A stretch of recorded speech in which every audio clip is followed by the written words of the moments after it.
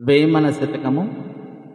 అలను బుగ్గ పుట్టినప్పుడే క్షయమోను, కలను గాంచు లక్ష్మి కల్లయగును, ఇలను భోగ భాగ్యమీ తీరు కాదకో, విశ్వధాభిరామ వినురవేమా.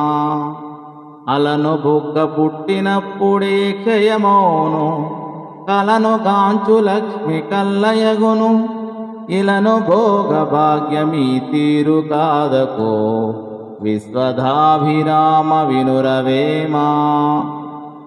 అల అనగా కెరటము, బుగ్గ అనగా నీటి బుడగ.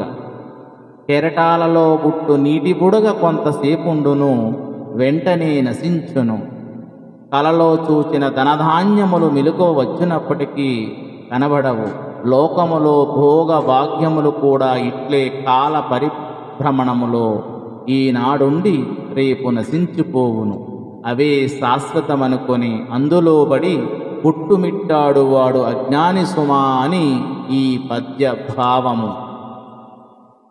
కోతినొకటి తెచ్చి క్రొత్త పుట్టము గట్టి, కొండ మృత్యులెల్ల కొలిచినట్లు, నీతిహీనునొద్ద నిర్భాగ్యులొందురు, విశ్వధాభిరామ వినురవేమా. కోతినొకటి తెచ్చి క్రొత్త పుట్టము గట్టి, కొండ మృత్యులెల్ల కొలిచినట్లు, నీతిహీనునొద్ద నిర్భాగ్యులొందురు, విశ్వధాభిరామ వినురవేమా. క్రొత్త పుట్టము అనగా క్రొత్త బట్ట.